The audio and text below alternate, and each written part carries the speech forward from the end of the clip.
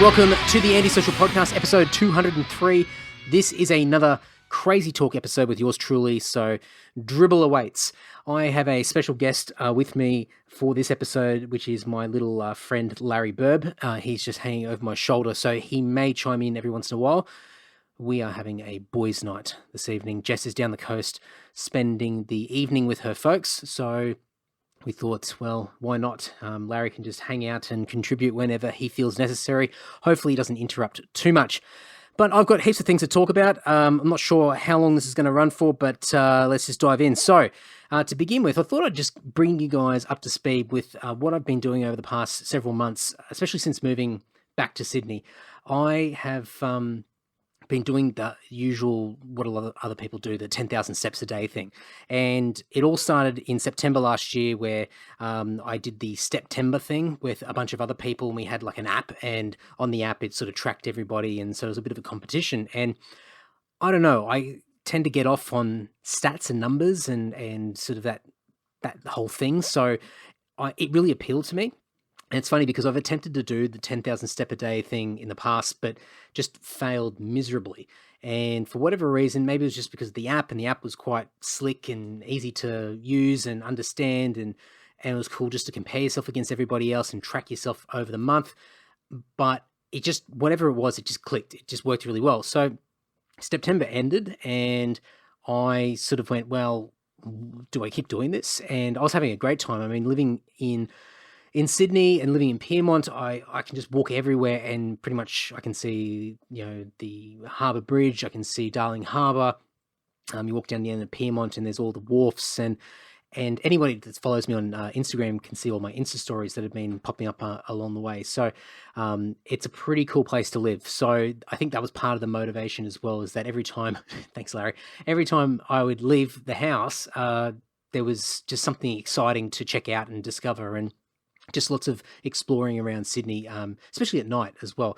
So I just started doing it. I didn't really have a plan to continuously do 10,000 steps a day, but I just tried to build a little bit of a habit and just increase it sort of day in, day out. And what I found is that it just built and built and built. And you know how they talk about, what is it, 10,000 hours or whatever it is, or 6 months of doing something and you tend to build a habit or whatever it is, depending on who you talk to, it's going to be a little bit different. But I didn't really pay attention. I kind of forgot all about that, which is probably the key, and just really enjoyed going out and just walking and taking some video or some photos and sharing it with people. And before I knew it, I was just maintaining this 10,000 steps a day without even really thinking about it. So that was sort of mid-October into November that I really started to really sort of have it in my routine, like day-to-day routine. And now I've got this notepad thing in my iPhone where every single day I do a rolling 7 days. And so each week I aim to get 70,000 steps. So it might mean that one day I only get 3,000 steps, but the next day I get 17,000 steps and I'm back up to speed. So it doesn't necessarily mean that I have to get to 10,000 steps a day, because sometimes shit happens. And I think for me that helps quite a bit. It's almost like I've given myself the ability to not beat myself up when I don't hit my target each day. I know that I can make it up or, offset it on another day where I've got a bit more time. So that sort of helps. There's all these mind games that I've discovered over the past several months of doing this. And actually, I didn't write this down, but I'll try and find it on my phone really quickly. But I've been doing it for a while now. So I'm at week 13 and I just finished the last week and I got 72,000 steps and I almost didn't make it. So yesterday being Saturday, I end up walking, I did 16,500 steps just to make sure I hit my 70,000 step goal for the week. But I don't know, it's a mixture of the stats, it's a mixture of the environment, where I live, but it works. And I've never been this disciplined ever in anything I've ever done in my life. I mean, even the podcast, I guess, I've been able to maintain it somewhat over the years, but this steps thing, I don't know, for whatever reason, I'm doing it without even thinking. So every morning I get up at 4:30. And that usually gives me time to I don't know, get out of my grave and feel half alive. And then by 5 o'clock I'm out the door, and I'm usually out for about an hour, and that's the majority of my steps for the day. And then anything else is a bit of a bonus as I'm, walking around town or doing whatever I need to do just during the day. And it's just no sweat. Like, especially when I was living down the coast, where I was waking up at 4 o'clock in the morning every day. Now I'm treating myself with an extra half an hour of sleeping and getting up at 4:30, and it just works. I don't even understand. I just think it's a whole bunch of different things. It's not just one thing that's worked. It's just me sort of easing into it, not putting too much pressure on myself, and finding some form of enjoyment out of a number of different things about the whole thing. But so then I thought I'd up the stakes, and I've got a little path that I do my walk every morning, and now I started to track the times, how long it takes me to do this little track that I do through Piedmont. And so now I'm starting to find ways to finish that circuit quicker, and by just maybe jogging a certain section or whatever it might be, or maybe going up the steps a bit faster or whatever it might be. Just little things, just to find a way to shave off just even if it's just a millisecond, just a little bit of a little bit off the time. It just means I'm just that little bit better than I was the day before. So that's been a little bit of an extra motivator. But also, I started to see that we're towards the end of February now, and I thought, well, I'm doing really well so far, and I may as well just I could just completely ruin this for myself, but let's just up the stakes, and just like for the year, let's just average 10,000 steps a day. So as I said before, some days I might get, like even today, because I haven't really got out of the house yet. I might go later after I finish recording this, but I've only done what have I done? I've only done 1,300 steps today, and I'm drinking a beer, so just pathetic. So I definitely will have to get out. But even if it's a day like today where I don't get too many steps in, or don't hit my quota, I know that I can make it up. And some days I just have these epic walks where I'll just walk, to the other side of the city or whatever it might be, and do a few laps or whatever it might be, go exploring, and I'm hitting like 20 odd thousand steps or whatever it might be. So that's cool. And I've got some really good plans to do some epic walks. There's a really good tourist one that goes from Bondi to Manly. I think that just opened up towards the end of last year. I think that's 80 kilometers or something like that. It's ridiculous. Like, it doesn't make sense because it's clearly not 80 kilometers between the two locations, but it weaves in and out on both sides of Sydney Harbour. And they said it is possible. It is possible to do it in a day, but you have to be starting at something like 4 a.m. in the morning and be finishing late in the evening. Maybe it's not 80. Anyway, whatever it is, I'm getting sidetracked. There's lots of things like that which are quite cool, and I want to try some of those things. So I reckon, throughout the year, when I start to do stuff like that, that'll help boost up my steps here and there, where maybe I'm traveling, or maybe I just don't get the opportunity to get out of the house and do something. But so I worked out for 10,000 steps a day, it's something like it's 3.65 million steps. 365 days. So it's a hell of a lot of steps. And I did a bit of a calculation on my phone to try and work out how many steps I've done so far this year. And I'm at, here's the exact numbers for you, 572,334 steps so far as of yesterday. So that was the 22nd of February. So over 500,000 steps.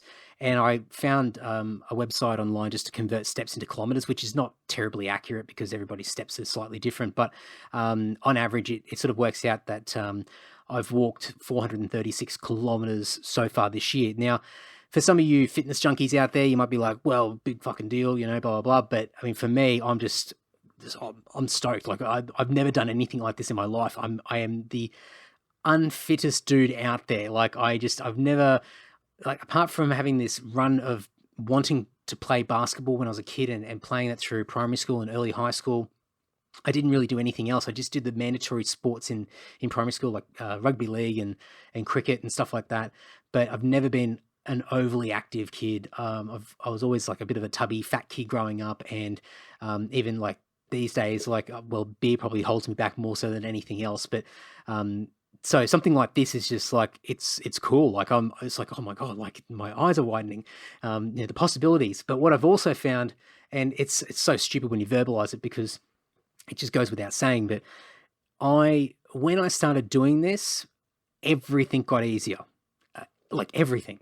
So I was in a bit of a rut when we moved into Piedmont, just out of whack, routines off, like everything I've built over the last 4 years as far as my daily structures and how I did things, it was just all out of whack. And I was just trying to find that groove, find the momentum, and I just lost a bit of my mojo. And when I started walking and actually purposefully going out of the house and just getting out there and just doing something, it wasn't an immediate thing, but suddenly I found that I had a little bit more of a clearer mind. I was able to make better decisions. I was able to start sitting down and actually planning things out and not getting overly clouded or distracted or whatever. And it helped me get the rest of that Nod to the Old School podcast out there. And it also helped me intentionally sit down and start mapping out what I wanted Antisocial to be this year as well. So, it sounds silly to say. It's like, well, no shit. Like, you exercise and it's healthy body, healthy mind. But when you actually practice it and you do it, you go, oh yeah, it makes sense. There you go. So, really cool. So, I thought I'd share that with you guys because I've just been blown away. I can't. I don't know. Like, why didn't I do something like this sooner? But I guess, maybe, as I said before, it's a combination of a whole bunch of different things. But anyway, so lots of things have happened this week. I mentioned last week's Crazy Talk that I was going to be catching up with Cam Knight, the comedian from Sydney. We'd been trying to tee that up for the past 12 months and just both of us like cancelling, rescheduling, just trying to find time, people being away or whatever it might be, and just never quite happened. And even when I mentioned it last week on the podcast, I thought, oh, I'm probably setting myself up to fail here because I haven't got a good track record so far with Cam. Like it might not even happen, but it did. And so Cam came over Friday afternoon and we sat down, had a great chat. He's a bit of a metalhead, if you guys didn't know, and so I'll leave you guys to listen to the episode when that eventually comes out. But a really, really cool guy. He's been doing comedy for quite a few years. He's been on TV quite a bit as well. So if you search for Cam Knight Comedy or Cam Knight Comedian on Google, I can't remember his actual website. It might be just camknight.com. That's KNIGHT, and you might recognize his face. But really cool guy. It was nice for him to come over. So I've now had 2 guests come over to Piedmont to my place to do a podcast. So we're just doing them on the couch at the moment, but hopefully as things roll on and I build the budget a bit, I'll have my little studio here equipped sooner rather than later. But it was cool. It was great to have somebody else pop by, and I'm really starting the pieces are starting to fall into place about how much of an advantage I have being in Sydney, as far as not just like Sydney in general, but like being in the middle of the city itself. I knew it, but now it's becoming practice. I'm actually doing it, and it's starting to be proof in the pudding that wow, like being in the city and the location that I'm in, it's just so easy to convince people sounds so bad, but convince people to catch up.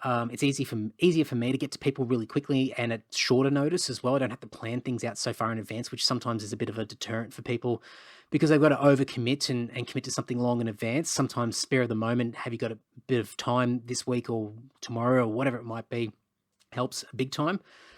So yeah, I'm just starting to see, wow, there's actually a lot of possibilities here. So once my little home studio here gets all decked out and ready to go and up and running, I no doubt will be able to continue to milk that and maximize it. So stay tuned. We'll see what happens with all of that. But really cool chat with Cam Knight here. That episode will be out in about 3 weeks, I believe. I've got 2 more episodes coming out between now and then, so as in guest episodes, so stay tuned, but it won't be too far off. Now what else? Okay, so it's Sunday the 23rd, and I was meant to be at Whitesnake and Scorpions last night, and I'm sure a lot of you that listen to the podcast or not listen to the podcast, but just online, or from Australia, I should say. I got distracted then. I was looking at my beer. Know that the Sydney gig got, well, at this point in time, postponed. We'll see, because Klaus had kidney stones and was in surgery, I think, Friday night, in Melbourne after their Melbourne show, and had to stay down there. So they canned the whole thing. And so I got a text message from the arena that's putting on the show in Sydney around midday saying, tonight's show, Scorpions and Whitesnake, has been cancelled. Please click the link for more details. And I thought, oh, this is spam. This is fake. And so I thought, I'm not clicking on this link. I'll actually go on the website and have a look. And unfortunately, sure enough, it was actually legit. And there was not a lot of information to begin with. They didn't mention anything about Klaus. They just said there was a medical emergency in the Scorpions camp. But the whole thing got canned. And so, I don't know, anyone who follows me on Facebook or Instagram or even Twitter probably would have seen my initial reaction, but it was pretty much like, are you fucking serious? Like, I cannot wrap my head around. I couldn't even articulate better than what I did then about how I was feeling, because Scorpions are one of the bucket list bands for me. I have never seen them. I think there's probably only two bands that I can think of off the top of my head that are the bucket list bands for me that I still haven't seen it. One's the Scorpions, and the other one's Harum Scarum. And Harum Scarum's like my all-time favorite rock band of all time. So I'll leave that for another day to waffle on about them. But Scorpions has just been one of those bands that I've grown up with. They were one of the first bands that I ever bought records for. I used to go to the record exchange in Brisbane on Adelaide Street, and even what was that other street? It was just off Queen Street Mall. Anyway, Brizzy folks will be able to chime in and let me know. But used to go there and just buy these ridiculously, now probably not very politically correct album covers, but they were just so cool, and they just grabbed my attention straight away. And between them and I think Saxon were the bands that I was just buying these records of, and just was totally engrossed in the artwork and the liner notes and these bands from these faraway lands, and then when I was listening to them, the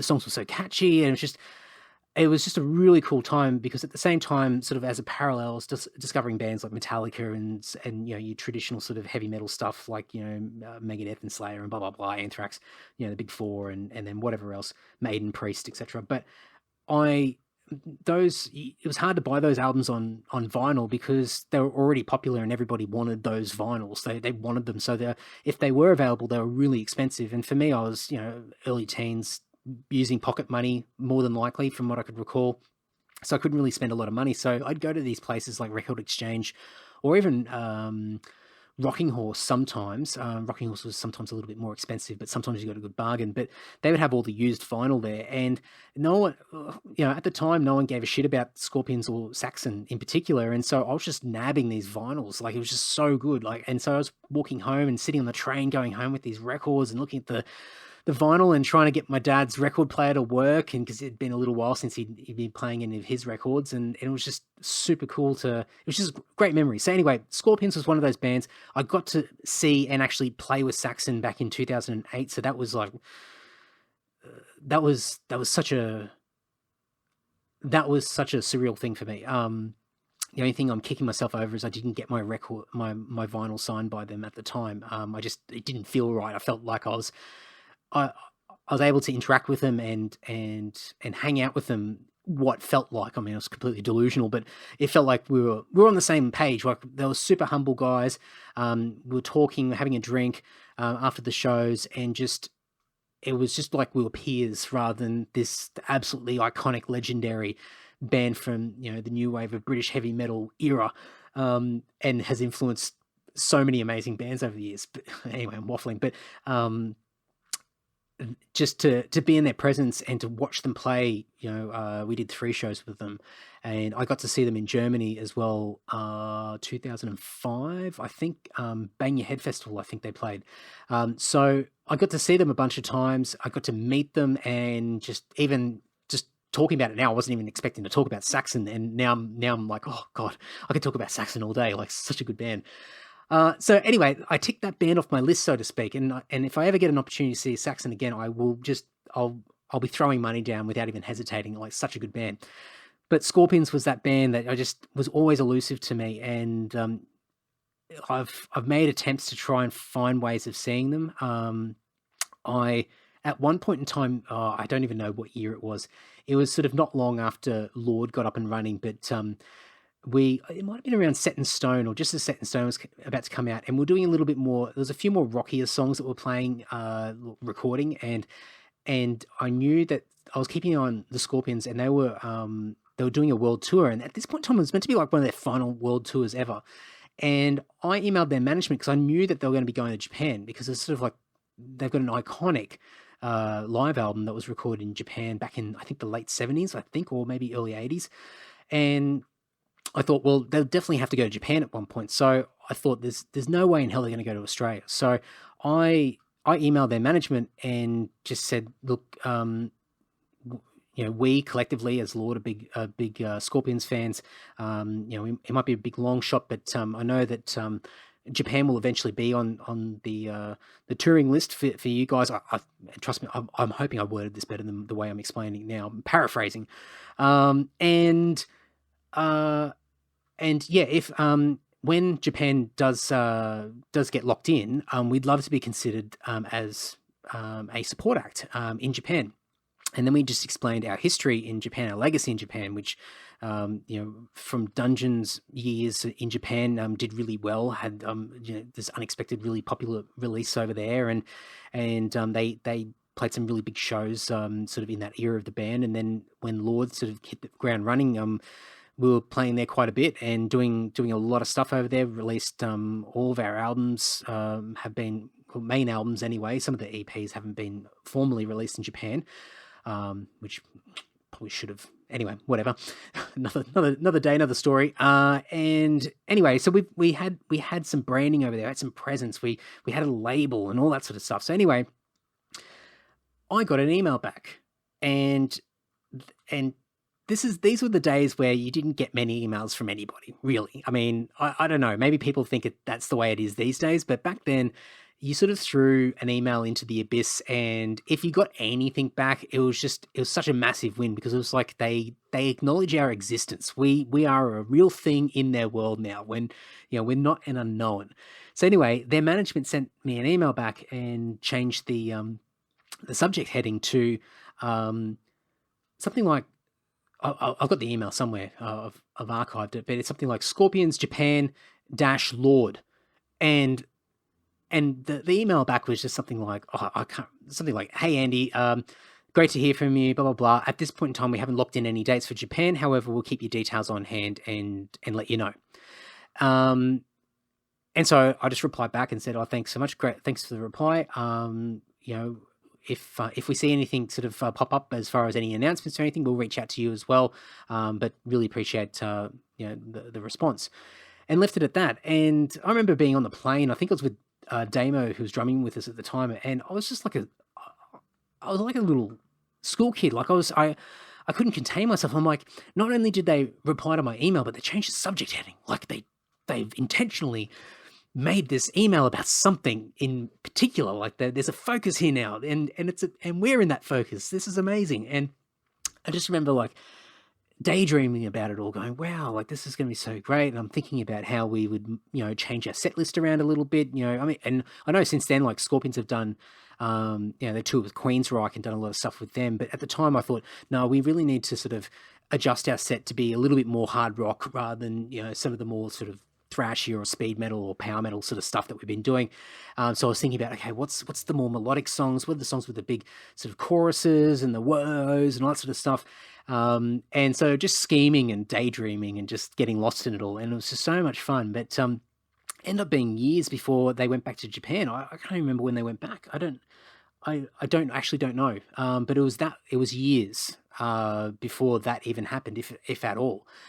So it just never eventuated. And I think I followed up a couple of times and just touched base with them, but it was just a case of, look, no updates at this point in time. We'll be in touch, blah blah blah, and just never got anything back. And so obviously over the years the band's changed quite a bit, and where our circumstances have changed, and priorities have been in different places, so it sort of got left by the wayside. But I think also it was just one of those things where you have this brief interaction with with people that, it's that 6 degrees of separation in a way, and you just think, oh man, that's so cool. And it was just a little schoolboy in me just got really giddy. Thanks, Larry.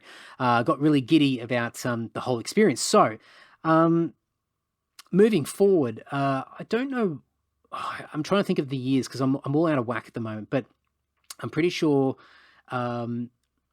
Let's just say, actually, say, I don't know, 2013, 2014, 2015. There were a few years there where I was traveling overseas and I was in different places. I was in the US on one occasion, and Scorpions were about to tour with Queensryche, and I was 2 days out of actually seeing them. I was actually leaving the United States to come home, and their tour is about to start, I don't know, somewhere I think on the West Coast, and I was flying out of Atlanta, I think, to then go via LA and go home. And I was desperately trying to work out how I could change my flights around. It could have been the other way around. It could have been the East Coast, but I can't remember. Either way, I was trying to work out how much it's going to cost to change my flights, book additional accommodation, get home a couple of days later, or whatever it might be. And it was just, it was so expensive. It was just way out of my reach. And so I was ultra disappointed, but I'm like, no, it's all right. I'll get to them eventually. No doubt I'll be in Europe sometime and I'll get to see them. And so anyway, I missed out on that opportunity. There was another opportunity, I think in Europe, maybe, I think, from what I could recall. I can't quite remember, but I remember just being sort of, they were touring in Europe. And to me, like, if I'm in Europe and they're in Europe, I don't care if I'm on one side of the continent or not.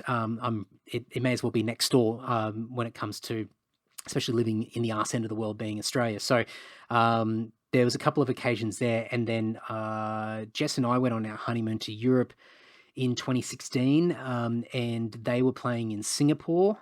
No. Anyway, there was another one where they were playing in Singapore. No, hang on. Guys, keep up. There's another year, it might have been 2012 or whatever it was, and Jess and I went to, or 2014. Anyway, who cares? And we went to Singapore and got engaged in Singapore, and we found out that Scorpions were playing like 2 days after, but I didn't realize until all the flights and accommodation had been booked. And once again, same deal, couldn't afford to reschedule and missed out. Then I think it was 2016, which was the first tour that they did in Australia, where they played 2 shows in Melbourne. And only Melbourne. I'm pretty sure that was when Jess and I were in Europe on our honeymoon. So I missed that. Maybe I'm getting it all mixed up. Anyway, I missed out on that Australian tour because I was overseas. And then and then I think it was last year or the year before when they came out with Def Leppard. And I was pumped. Got tickets, got great seats, ready to go. And then the day of the show, Scorpions pull out because I think it might have been Klaus. I think he was unwell, like some sort of laryngitis thing or whatever. Anyway, he couldn't sing, and so they got canned. And I was so here's me how I deal with bad news. So Jess and I living down the coast, we're driving up to Sydney. Got tickets. Def Leppard would still be great, but I've seen Def Leppard before, even though they were playing Hysteria in full. We got halfway up and found out that Scorpions had cancelled. They were out. And I just said to Jess, do you want to see Def Leppard? And just like, oh, no, like, I've seen them. It's okay. Like, no big deal. Don't really care. And I just went, we're going home. I turned the car around and went home. And not that I regret it, but I spent a lot of money on those tickets. I tried to offload them to a mate, but that didn't work out. And just out of spite, I was just so upset that they'd come all this way. This was in my head going to be the time that I'd finally get to see them. And I just turned the car around and went home and just fucking sulked about it all night. I was just not happy. So yesterday when the announcement came through and the whole gig got cancelled, I was just like, you got to be fucking kidding me. Like, really? What the fuck? So I had a big fucking whinging session to begin with. And then as I learned more information, I found out that, Klaus had kidney stones and Klaus, and for people not familiar with Scorpions, how dare you? Klaus is a singer and like iconic. Like, he is just one of the most iconic rock singers of all time. Just an amazing amazing vocalist. But yeah, so he was still stuck in hospital in Melbourne, and so they had to cancel Sydney show. And because it was a package tour with Whitesnake, Whitesnake couldn't play, and there's a lot. Oh god, there's a lot, so much whinging online, like the amount of bitching from people. I mean, yes, okay, I reacted initially, but the people like putting guilt trips on Whitesnake, not that Whitesnake gives a fuck, like they're just like, hey, it is what it is.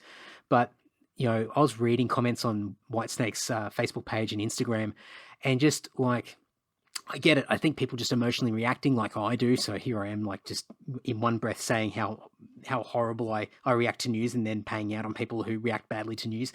But you know, people saying, oh, you know, I've travelled, you know, from Adelaide or travelled from Canberra or wherever, and I've spent all this money, and you know, you guys should be playing shows, blah blah blah. And there's somebody else saying, I've got a chronic illness and I've sacrificed blah blah blah for this, and you know, you guys need to find a way to play a show. And I get why people get emotional, but at the same time, like, fucking lay off. Like, you know, if the band could play, they would, you know.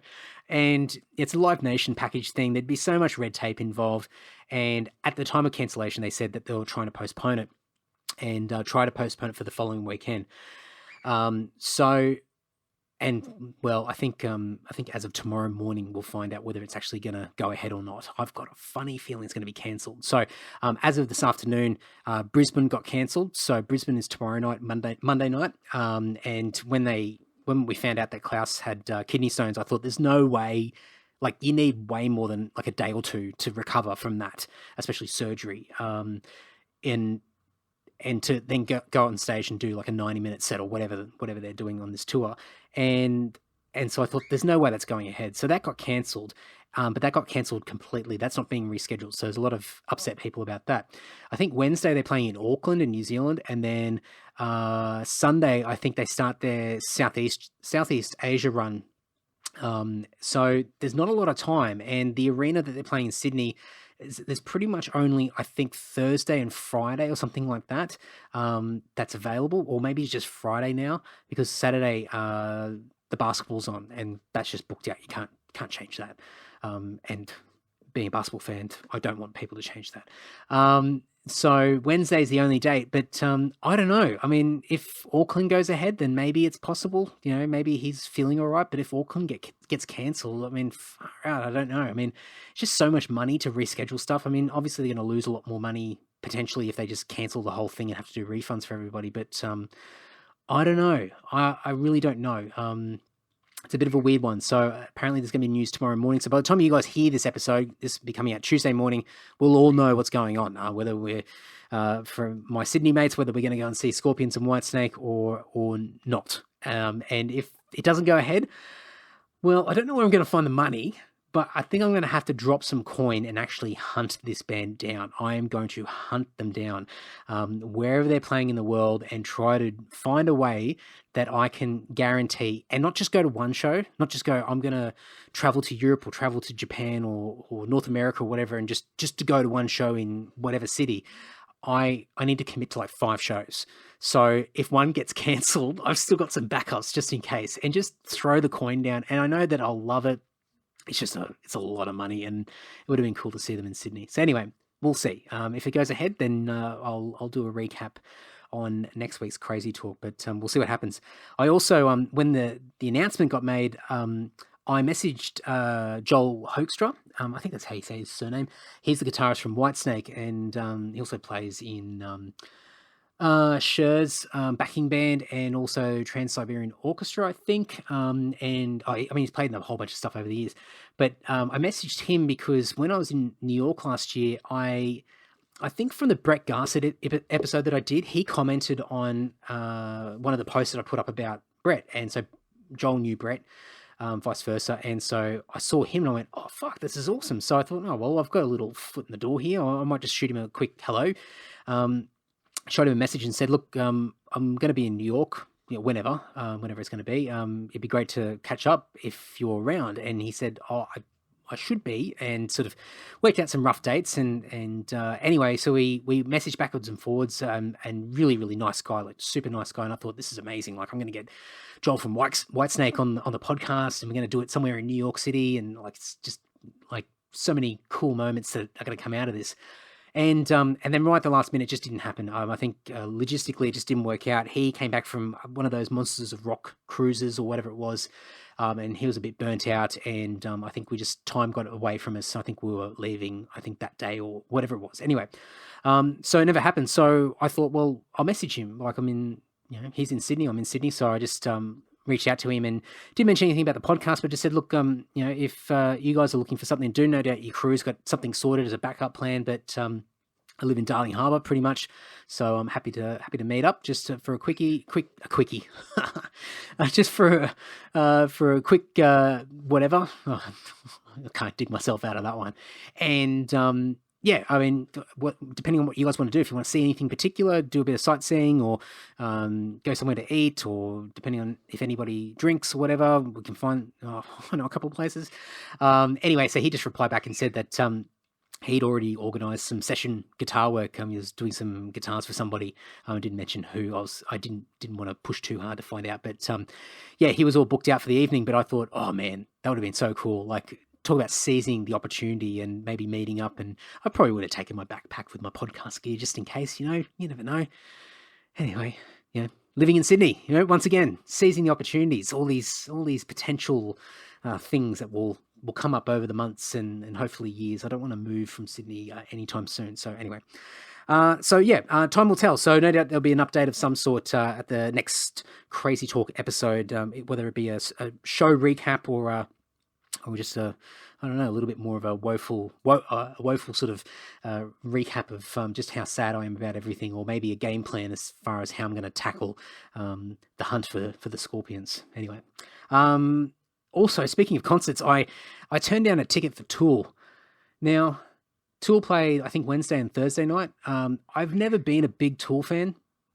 I just liked whatever those video clips were on Rage. I thought they were kind of cool and creepy and out there and whatever. But I always saw the stereotypical fan of Tool as being like the guys who were they were the potheads in school. They were the guys who were like conspiracy theorists. They were the guys who were just drop kicks, and I got along with those guys, but it was just there was almost like the old alternative rock fans, and then I was like sort of the metalhead kid, and so I liked some Tool songs, but the whole identity around it just didn't appeal to me whatsoever. So I never really got into them. And then there was almost like this elitism that came out of Tool and their crowd, which it's funny because there's so much elitism in metal, but that just turned me off even more. But I got offered a ticket. It was sort of last minute. I think it was Thursday night, this week just gone. And I thought, I could do it. It could be cool, blah, blah, blah. And I just thought, it can't be fucked, hey. And I just thought, no, surely there'd be somebody out there who would really appreciate that ticket more so than me. And so I just said to the guy, look, thanks, but no thanks. I'm busy and I've got some other stuff on, which I end up having stuff to do. But Larry, shush, he's giving me shit because I didn't go to Tool. So I turned it down. But I mean, in hindsight, I was so pumped up for Whitesnake and Scorpions. I mean, yesterday when the cancellation came in, I'm like, I put my foot down. I'm like, that's it. Fuck, what are we doing? I've got a party. I've got to go and see a gig or something. I've got to go out and have a few beers and interact with people. And there just wasn't anything on. I was going to go to Frankie's and hang out there and just hope that somebody interesting rocks up. And then I think by about 4 p.m. I got tired and just thought, oh, fuck it, I'm not going out anywhere. So that swept over me pretty quickly. But in hindsight, I was like, oh man, that would have been cool to go to Tool, because at least I would have got to see a really big and cool concert this week. But anyway, that's just the way it all works. Now, because this is coming out, I'm just trying to get my dates lined up. So this is coming out on Tuesday, which would be the 25th, I think, of Feb. This Sunday coming, I have anyone that's on my mailing list would have seen this if you actually opened up and read it. And there were a few of you. There definitely were. It was actually better than I thought. But on that mailing list, there is a podcast meetup. Nothing terribly exciting. I just figured let's start hanging out more and interacting with all you guys that listen to the podcast and shoot me messages or just listen in. I don't even know who all of you are. I know a bunch of you because you interact and whatever. But the numbers versus the people that that interact with me are vastly different. So I know there's heaps of you out there that just listen in secretly and like, who are you? Like, who are you listening to me? Like waffle on at the moment with my bird in the background. So if you are in Sydney, I'm going to be at the Pump House, which sounds really sus, but it's a great bar. It's a great pub in Darling Harbour. It's sort of in that new entertainment quarter where the old entertainment centre was.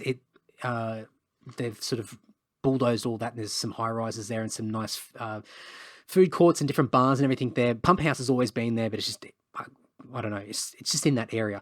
And I'm going to be there from 2. So just come down. I'll probably be sitting at a table somewhere. I'm not going to book anything out. I'm not going to do anything. There's nothing special going on. I'm just going to go and have a beer. So if you guys are out and about and you want to come down for a little, soda water, if you guys are driving or don't drink or whatever, there's no arm twisting to have any alcohol as such, but I'm certainly going to have a beer and enjoy it. But come along and just have a chinwag for a couple of hours or whatever it be. And, it's walking distance from home, so I'm in no rush. But I thought it'd be cool to do this maybe once a month and just find a place to probably just for me to begin with, just to keep it consistent, is something within walking distance. But if I happen to be somewhere else traveling, then I'll try and find a place along the way. I've tried to do this in the past, which was kind of cool. A few people came out and met up with me. I picked a different pub in Sydney each time and drove there and just had, I think it was only for like an hour, and it was like basically one beer or 2 beers and then get out of there and get on with your day. But I'll give this another shot and see what happens. But so if you are around, so that'll be Sunday the 1st of March at Pump House, 2 p.m.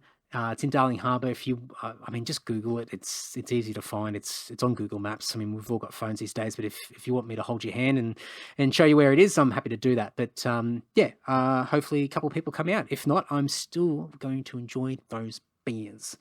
What else have we got? Oh, okay, now, sorry, I've got heaps of stuff going on. Okay, yep, 41. Yeah, right. We're ticking along. So I'm going to try and make these more interactive. I've had a few ideas from people. So one of the things I want to do is, obviously, I want to build this podcast. I want more and more people to listen to it. I've been really, really happy with the response so far. But, we can always continue to improve and get bigger and better. So I really want you guys to help me, but I just don't want to keep asking for things with nothing in return. So I'm just going to do giveaways each week. The biggest things for me at the moment, without anybody sort of breaking their backs and committing to things that they're going to regret, is the usual things, the reviews. So on Apple Podcasts, that stuff still matters. It probably won't, in the coming years, but at the moment it still matters a lot as far as getting traction and getting into related podcast fields or in the charts or whatever it might be. Go and leave a review on there and rate the podcast. Also on Facebook, there's the recommends function on Facebook as well for my main Andy social page. If you do one of those 2 things, or both, even better, I'll pick somebody each week. And at the moment, I've got 2 things. So I'm not going to give away anything this week because I just didn't have time to sort of sift through everything that's sort of been happening recently. But next week, I'll find a couple of reviews. If there's no reviews, I'm not giving anything out. So that's just the way it's going. But if somebody leaves a review on either of those places, let's just keep it nice and simple, Facebook or on Apple Podcasts for this particular podcast. I have a copy of What Tomorrow Brings, Lord, being Lord. I found a few extra copies of this laying around. It was a limited run that we printed of this EP. There's 6 tracks on it. The title track goes for 25-ish minutes. It's epic because it's 25 minutes, but we quite like it. It's probably some of the best stuff that we put out, and probably some of the best stuff that Tim's ever written himself and performed in. So there, and it's got a bunch of cover songs. There's the Police cover, A Message in a Bottle, The Sun Always Shines on TV by Aha, Playing to Win by Little River Band. Actually, Aha's playing this week. They're playing behind me at the ICC. Oh, damn it. Oh, man, that's going to be so expensive. Oh, yeah.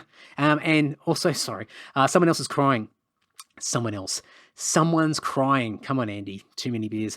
Halloween cover. And there's a unreleased track that's not available anywhere else called Haunted as well. A song that Mark wrote that was meant to be on Digital Lies, but didn't get on there. So it ended up on this EP. So if you don't own it, I mean, you can, if you're not into the physical music anymore, you don't buy CDs and stuff.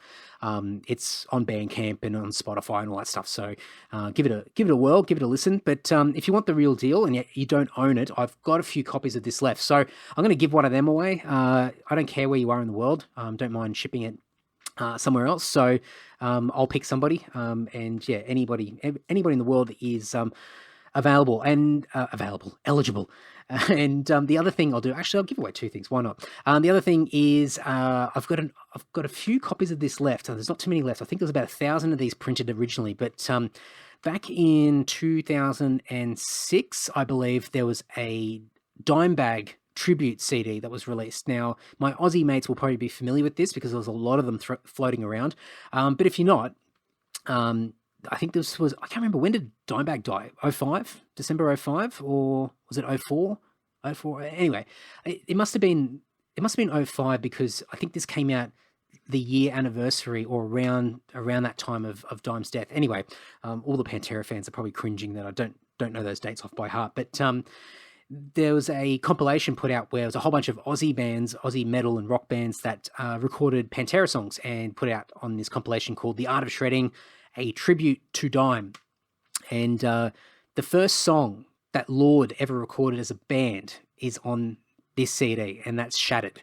That was off Cowboys from Hell. It was the first song. It was the first song that I...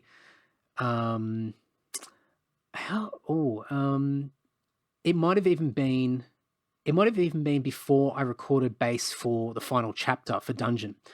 So this, in a way, was my first ever recording with Dungeon and Lord overall, I think. Because I think we recorded this early 2006, maybe, or something like that. I don't know. I can't remember. Anyway, so it's on there. There's Malignant. Oh, there we go. Once again, Andy.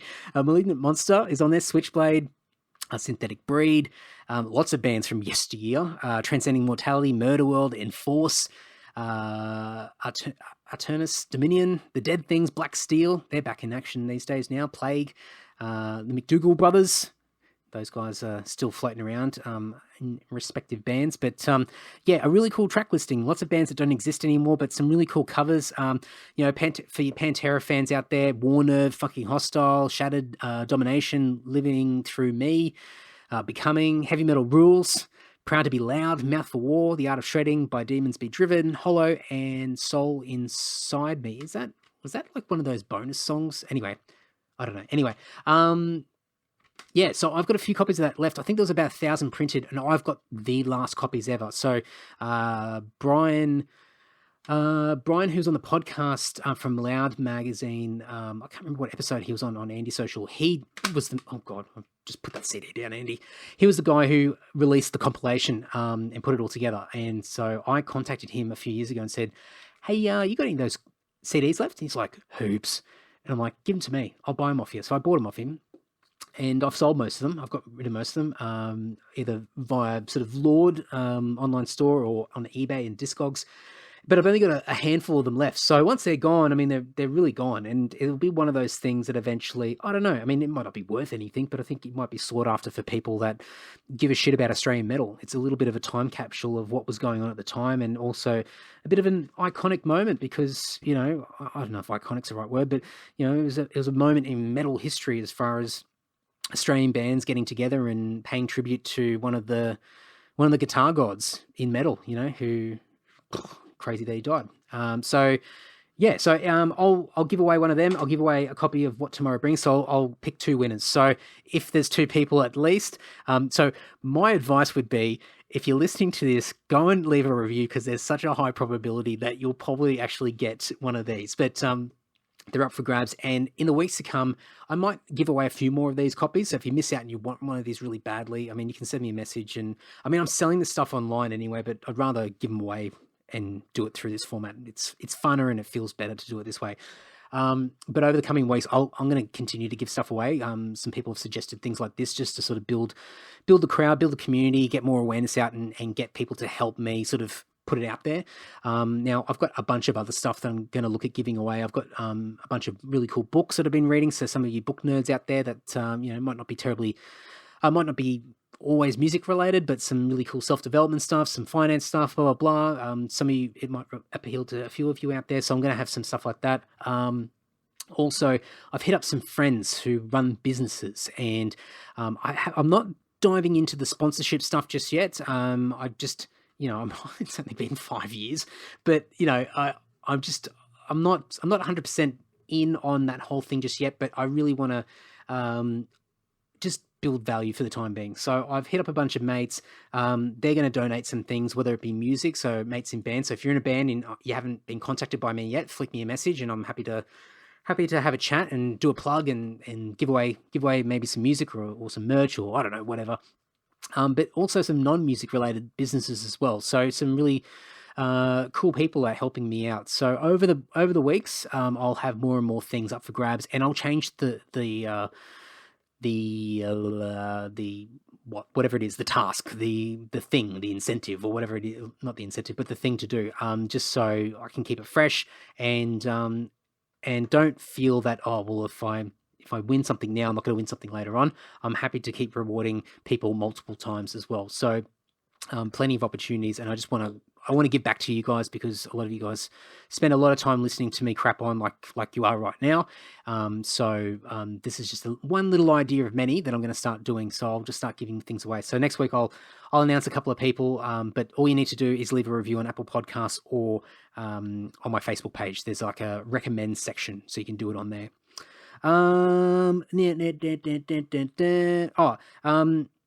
All right, well, we're getting close to wrapping this up, actually. So if you want to donate to me, you can go to paypal.me/Andy Dowling Official. I thought it was Andy Dowling, but I actually looked it up, and it's Andy Dowling Official. It's also in the show notes for this podcast, so you can just, depending on what you're listening through, whether it be YouTube or Spotify, I'm pretty sure they're clickable links, I think. Maybe not, I don't know. Apple Podcasts, the rest of it, most of them have got clickable links in there, but otherwise it's paypal.me/Andy Dowling Official. Fling me a couple of cents. If you got 50 cents spare, flick me 50 cents, and it all goes towards this podcast. I joke and say it's shouting me a beer, and it pays for my my beer allowance, and gets me nice and juiced up, and that just means less of my own personal money being spent on beer, so I can spend it on the podcast. But more or less, you guys support me, and it supports the podcast. So there's a bunch of things I mentioned, I think, in the first crazy talk that I'm doing. I'm updating my studio mics, updating my audio interface. I'm getting a bit of camera action happening eventually, so for my little studio here. And I think later in the year I'm going to update my laptop as well, because I've got a feeling once I hook the rest of this shit up, it's going to crash. I mean, I think it's like a 2012 laptop. It is an ancient artifact now in the world of tech. Yeah, so lots of things I'm going to be investing the money into. And of course, like the usual stuff, like paying for editing, getting around town, meeting up with people, just silly little things like, I don't know, paying for batteries, or maybe I should get battery sponsorship. Anyway, whatever. So heaps of stuff like that. All that sort of stuff helps keep the podcast going. There's no pressure. I mean, the fact that you guys, if you just share it around and do a bit of social media love, and even like the reviews and stuff like that, that's really all I want at this point in time.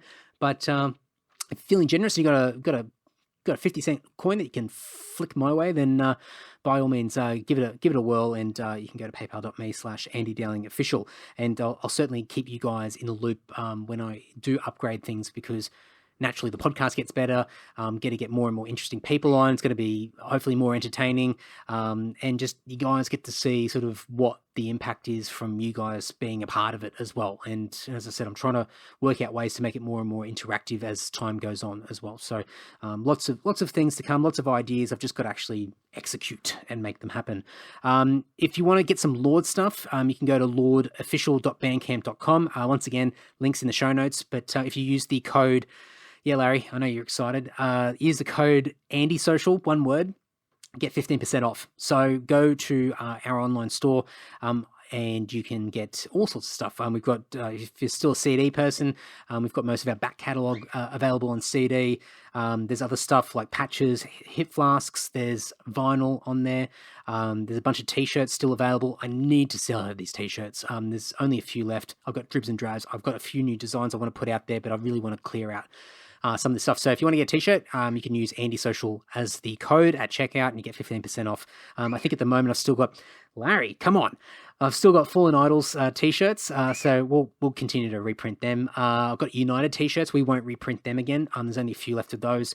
Dungeon Era t-shirts from yesteryear. There's the grey one, which actually are really cool shirts. If I didn't feel like such a dork walking around day to day wearing a Lord t-shirt, I mean, I do. I actually do. But anyway, I'd wear it more often.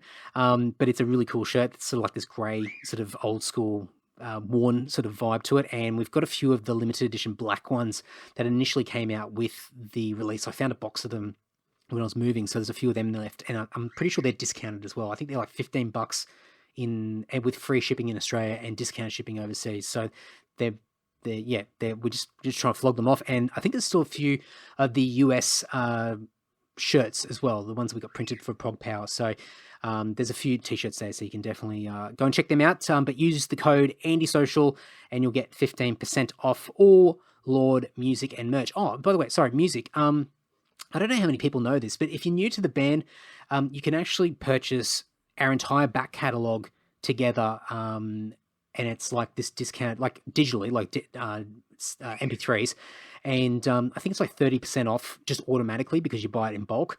So I know some people like really want the high quality downloads and the high quality audio, etc., etc. You can do that and get a pretty good deal. I don't know how much it is, I can't remember, but that's an option there. We don't talk about that too much, so that's there on Bandcamp as well. So definitely go and check that out. Now, spoiler alert for anybody that doesn't want to know who's coming up this week. This Thursday night, I will have comedian Daniel Towns on the podcast. So if you want to get familiar with his comedy, go to... Oh, I don't have the notes in front of me. I think it's danieltowns.com or Daniel Towns Comedy. Oh, fuck. I know, guys. Let's find this. Larry, I know. He's like, wrap it up, man. Wrap it up. I just want to do the right thing, guys. Just like, plug people along the way. I can't find it. Anyway, Google Daniel Towns, Townes. It's going to be out on Thursday night anyway. He's got a lot of cool stuff on Instagram, so if you want to just get a taste of his comedy, he's got a lot of quick Insta videos and Insta stories, highlights on there with some of his comedy stuff from his specials. But he came over, not too long ago, and we did a chat here in Piedmont. Really cool guy, and I'll definitely be keen to get him on the podcast again. I want to get more comedians on the podcast. So between him and Cam Knight, I'm hitting the ground running for 2020, and I want to get more than I did last year. I think last year, off the top of my head, I had Louis J. Gomez from Legions of Skanks and obviously Gas Digital Podcast Network. I had Mike Feeney and Mike Cannon, both two great New York comedians as well. They got the Irish Goodbye podcast, and they both released specials. What are they? Rage Against the Routine by Mike Feeney and Life Begins. Mike Cannon just came out in sort of February. So go and check all that stuff out. I also had Aaron Gox on the podcast. So Aussies will know Aaron Gox. I don't think Aaron Chen was last year. I think it was the year before. Fuck, that was an awkward episode. If you haven't listened to that one, go back and listen to that. Shit. Oh, anyway. It's out there. And I'm pretty sure there was somebody else. Sorry for that comedian there. Oh, Sarah Furtner, Mark Furtner's cousin. She's a comedian. I had her on. And I don't know. I'm sure there's other people. Anyway, so I'm going to try and up the ante and have more comedians on than I had last year. So I'll try and dig into that space a bit more. So we'll see. But hitting the ground running, Daniel Towns on Thursday night. And I've got a bunch of great episodes coming up. I've recorded up until the beginning of May, which is a good problem to have in the way that I've actually got other people lined up to do recordings, and I've actually suggested to them that we hold off for about a month or so because the lead time's just way too long. I don't know. I mean, I'd like people to feel that once they sit down and have a chat to me, that they get that value back fairly quickly, not just sort of like 4 or 5 months later down the track. And so I already feel guilty about some of my mates in Adelaide that I did podcasts with, because those episodes aren't going to come out until like April. So sorry guys, but they'll be out eventually. So a good problem to have, and I'll be ramping them up. I've got heaps of people on the books to reach out to and contact. So lots of good stuff coming. But that's it. Larry's getting a bit restless. I don't know what he wants. Who knows? Anyway, so that's probably a good opportunity or time to wrap it up. go and check out everything I do over at andydowling.net. You guys would know about by now, but you can follow me on the socials, Facebook, Instagram, and Twitter in particular. You can check out my other podcasts, Nod to the Old School, which came out last year, 10-part series all about the old school mixtape, interviewing people from Megadeth, King Diamond, etc., etc. Also, you can check out the Self-Starter podcast, 2 seasons that are out for people to enjoy, all about small business, self-employment and freelancing. I'm struggling to remember that term after a few years of repetitively saying it, and a whole bunch of other stuff all in my world. So you can go andydowling.net, reach out to me. There'll be a new mailing list coming out in a couple of weeks, so stay tuned for that. But anyway, I'll be back soon. So until next week, folks, enjoy this week's episode with Daniel Towns on Thursday night. Oh, too many spoilers there, and see you this next week. Yeah, okay, ta-ta. Larry, you going to say goodbye? No. All right. See ya.